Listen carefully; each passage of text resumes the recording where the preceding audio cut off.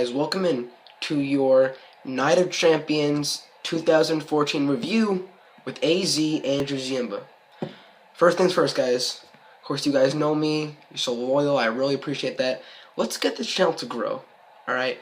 Andrew Ziemba YouTube channel. We want to get this a lot more likes with the people that we have. Just all I ask is share the video. If you like the video, like the fucking video. Alright? We're going to try to make the channel as best as it can be. The best WWE YouTube channel on YouTube. Guys, that's my goal. Help me get there, guys. Without you, I'm nothing. I need you to help me grow. Just share the video, alright? Enough of me fucking blabbing. We're gonna get into Night of Champions, which was a little lackluster show, I gotta admit. I'll get to that in a minute, though. So this is our first pay-per-view that we're reviewing. Alright, started this channel after SummerSlam. The format, when we review, the video will be uploaded, even though tonight is Wednesday. It will be uploaded every Tuesday. Look forward to that. Alright, 4 o'clock. Alright? Tuesday at 4. I'm going to go through every match, and I'm going to give my thoughts about it. Alright? That's how we're going to start our first pay-per-view, Night of Champions. Like I just said, lackluster. Alright? First match.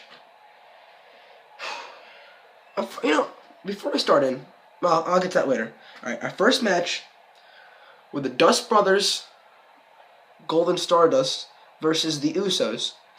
Now, going into this, I thought the Usos championship reign just seemed so much longer in fucking 6 months, I believe. I think they got in March over the, over Road Dogg and Billy Gunn. But they're over with the crowd. The kids love them. We're going, oh, so crazy, Michael. That's the commentary they give. I just felt that they need to drop the belts, and this is the perfect tag team to drop the belts. The Dust Brothers, to give them huge momentum. I love them as heel. I love them as heel. I didn't like them as face.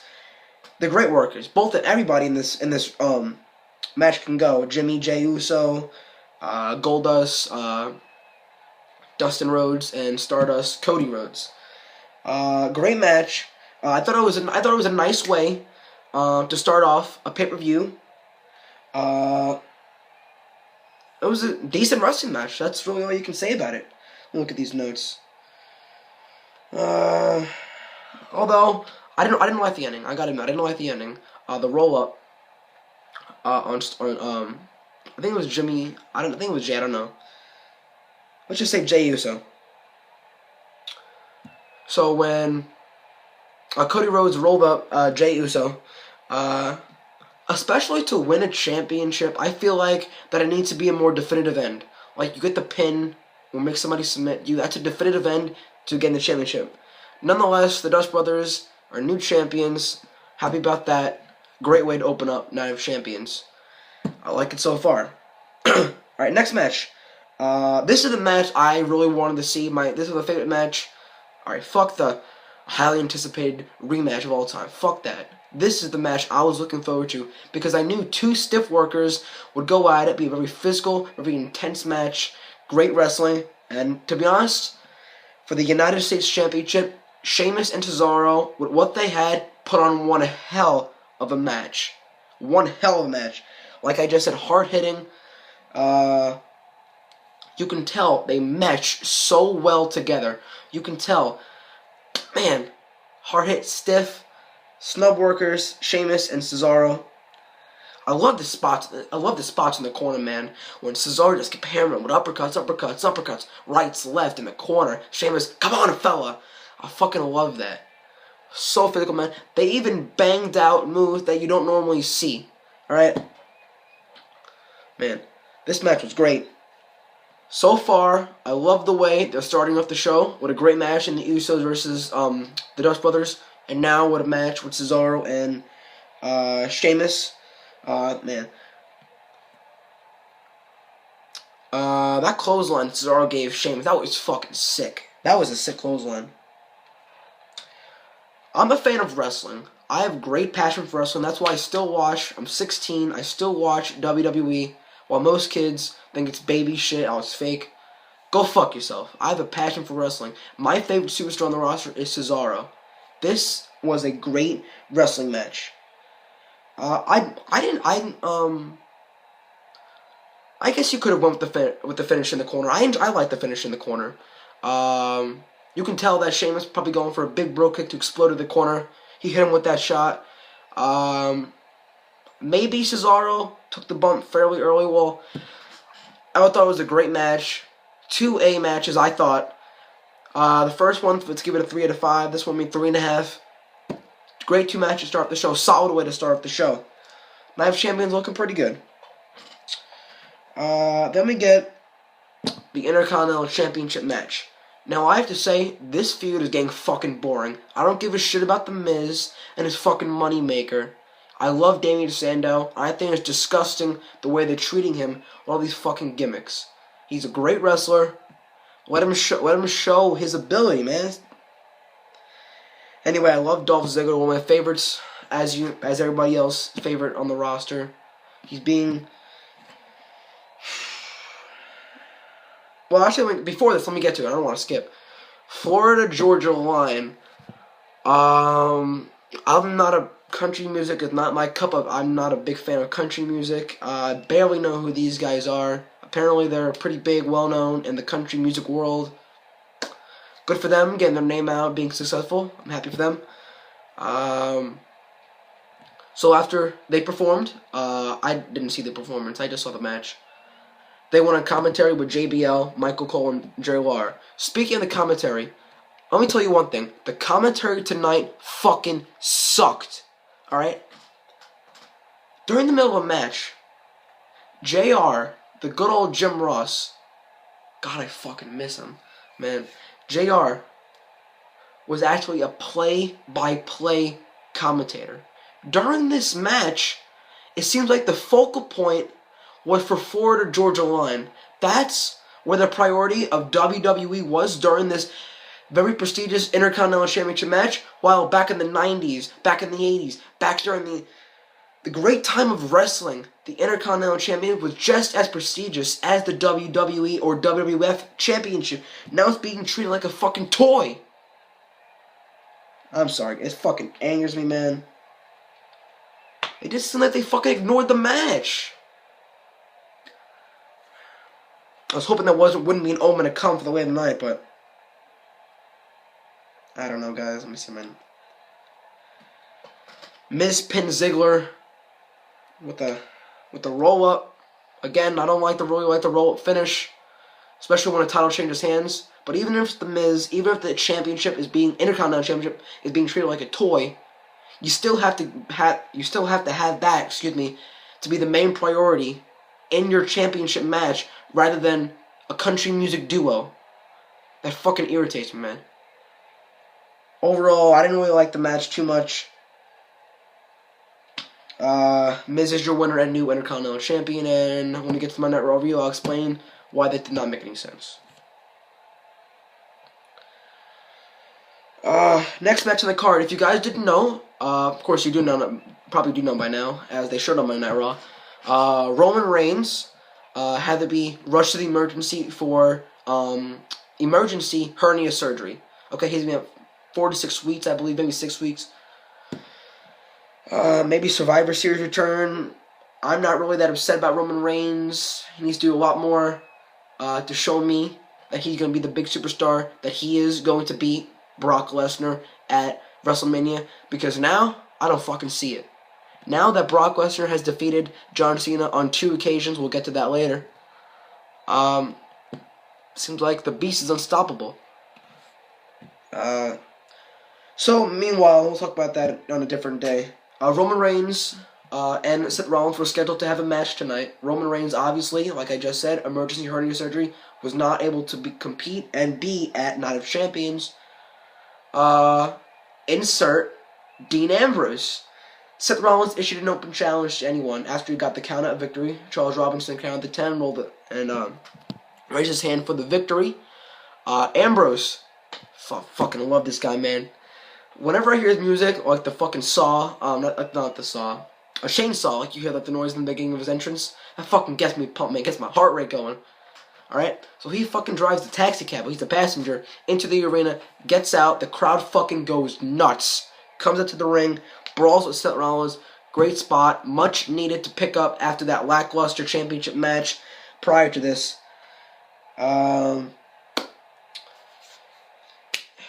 Yeah, that we restrained by security. Great match, not great match. Great segment. Unfortunately, Rollins playing a great heel so far, and he's a great wrestler. I would have liked to see Rollins wrestle, but I'm happy. Dean Ambrose back in the WWE after filming his movie. I forget the name of it. Back on WWE. So, Mike, after one of the main matches was canceled, you owe it to your fans to give a good segment, and they gave you Dean Ambrose. I thought it was a good segment to pick up after the championship match. So far, Night of Champions is decent.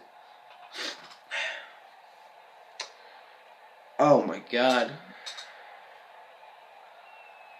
Next, we get Mark Henry and Rusev with Lana.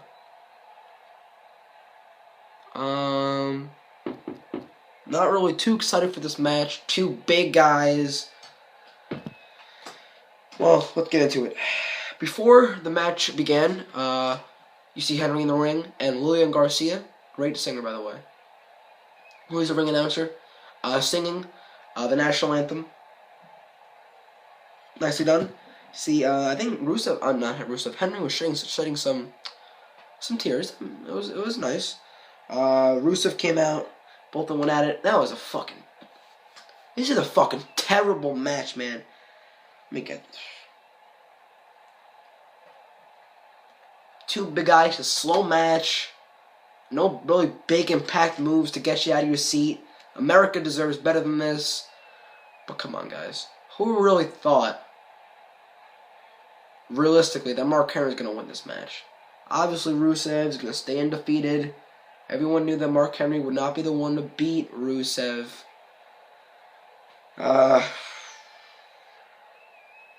It's a slow match, slow pace, nothing exciting. Rusev makes Mark Henry tap out to the camel clutch, or the accolade as he likes to refer to it. Let's down America and get ready for Monday Night Raw. As you saw, JBL bickering with Michael Cole and Jerry Lawler. Next match. This one I enjoyed. This one was a decent match. Alright? Randy Orton versus Chris Jericho, two of the all-time greats. The first ever undisputed champion and the first ever WWE heavyweight champion. And Chris Jericho and Randy Orton. Great match, great wrestling back and forth. Let me tell you something. Jericho still fucking has it, man. Randy Orton's still in his prime, but Jericho is 43. He can fucking go still, man. And I'll admit I'm wrong. After a couple weeks ago, after being attacked in the trainer's room, Randy Orton, I thought Chris Jericho would be written off there. But now, guys, trust me, that was his last match until his next WWE run. So you guys will not be seeing him for a while. Chris Jericho put on a great match, great sequence of moves, counter moves, a solid, crisp match with counters. That's what I want to see. Like I said, I have a passion for wrestling. It was fluid, solid. I was a sick superplex, I believe he hit.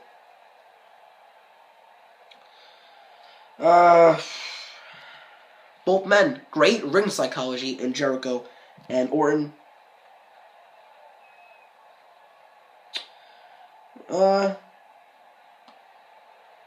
Just a solid wrestling match. That's all you can say. Orton pinned Jericho with a massive RKO from the top rope. Jericho was coming for a crossbody, I believe, and Randy Orton hit him with an RKO in midair.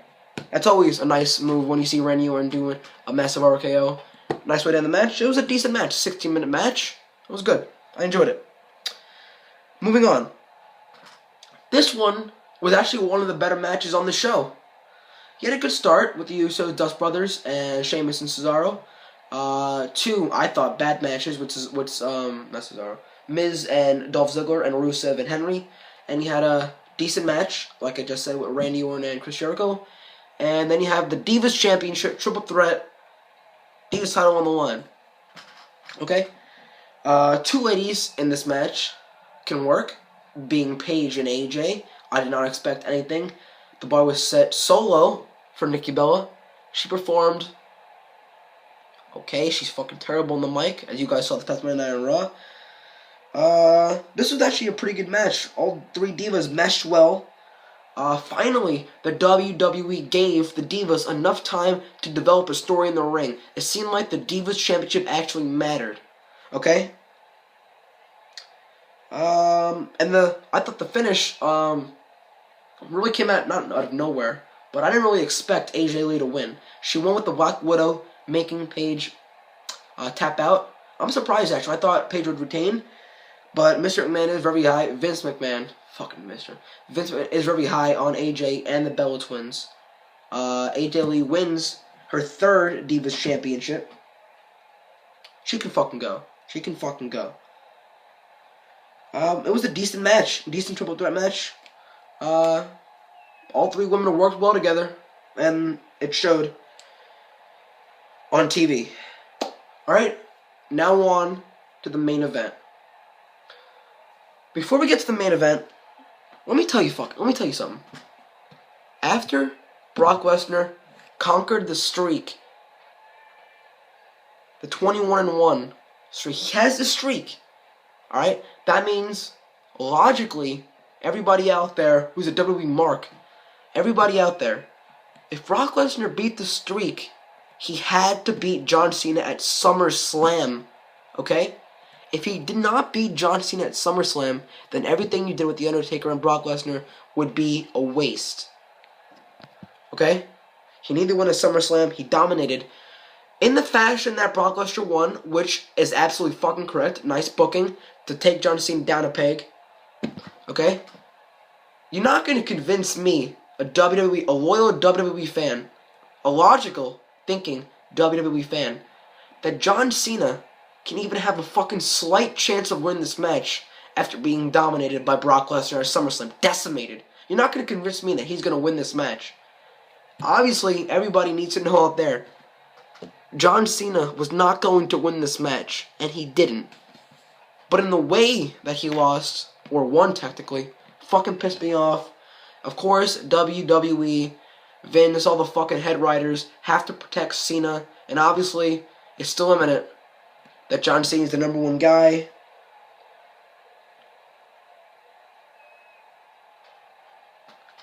I mean, the match, I wouldn't say disappointing. 15-minute match. Brock Lesnar, John Cena going back and forth. Just like SummerSlam, when Brock Lesnar hit an immediate F5, Cena hit an immediate AA, a kick out, and not even one, barely one. Lesnar kicked out. Then Lesnar won the offense for majority of the match. Cena came out of nowhere with his offense, fucking flying shoulder tackles, all that shit. Second AA, kicked out at 2. Put on the STF. Lesnar powers out of that. No sold it. Fucking beast, man. I love Brock Lesnar. Cena hit a third AA, went for the STF again. Lesnar gets out of that. And during the match, also Lesnar worked on John Cena with the Kimura lock. It was a decent match. I mean, I give it an A. Not a 5-star classic, not by any means, not by any stretch of the imagination. Then fourth AA, I thought pretty cool though. But I hate how WWE spams finishers. Too many fucking false finishes. When you have a finisher, that should be it. That closes the match out. Okay? In this case, I don't mind it. But in other cases, when a finisher, that has to be the 3. On the fourth AA, Cena about to pin Brock Lesnar. Seth Rollins comes in with the Money in the Bank briefcase. Bashes John Cena in the back, causing a disqualification. John Cena wins by disqualification. But of course, Brock Lesnar retains your WWE Heavyweight Championship. I'll tell you something. I'll get to the end of the second. But during this match, Lesnar's a fucking one of the most, if not the stiffest worker in WWE history and WWF history. He fucking laid those shoulders in the corner to John Cena. You can see the welt on John Cena's lower back as when Brock Lesnar is driving his shoulders into John Cena is lifting himself up, and his lower back is hitting the ropes, and he has that welt. Fucking dumbass Michael Cole saying, "Oh, that's gotta be the knees to the back." No, you fucking asshole. You can see when the angle from the corner, when Brock Lesnar is driving his shoulders into Cena, he's going back, and his back is hitting the ropes. Lesnar fucking dominated. Not as much as SummerSlam, but he dominated in the ring. So after hitting Cena in the back with the briefcase, curb stomped Brock Lesnar, goes outside the ring, wants to cash in. Cena prevents it from happening. Rollins runs away, and that ends your pay-per-view.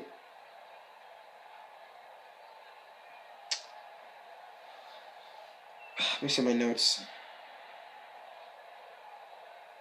Not even really. The announcers really couldn't even figure out what happened.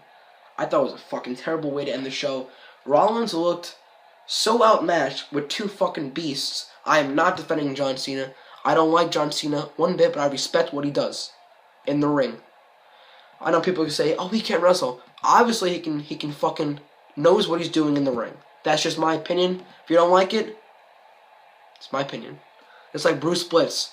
He can't stand John Cena. I agree. He's made a lot of people stop wrestling. I agree with that opinion, but also my opinion, I respect what he does in and outside of the ring. Okay? He may be a politician backstage. I don't know. I respect him. Like I said, Seth Rollins looked outmatched with two main eventers and Brock Lesnar and John Cena. He's not ready for the main event scene. I don't like the way to end the show.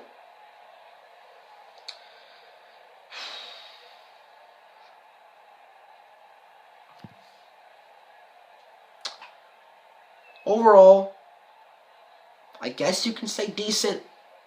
There were some matches in there that I enjoyed. Like I said, Usos, Dust Brothers, Cesaro, Sheamus. I want to see Sheamus and Rusev, and that should be the next feud, and I think it will be. Divas Championship was nice. Orton Jericho was nice. The main event was nice. I enjoyed the match for what it was. I did not like the ending. Overall, a decent pay-per-view. Out of 5? 2.5, 3. I was curious to see what would transpire the next night in Raw, and I did, and I'll get to that in my next video. But overall, like I said, decent pay-per-view. I don't know. I'm just hoping the product gets better. I want to see this product. Obviously, it has succeeded, but succeed now in the PG era, as people refer to it, the modern era. Guys, that is my Night of Champions review. I'm pretty sure I've covered everything. You guys know my opinions on all of this. I'm AZ, Andrew Ziemba. Guys, let's get this channel out there. Share the video. If you like the video, like the fucking video. Alright? Guys, you're in for a treat. Enjoy the Monday Night Raw review from this past Monday, September 22nd.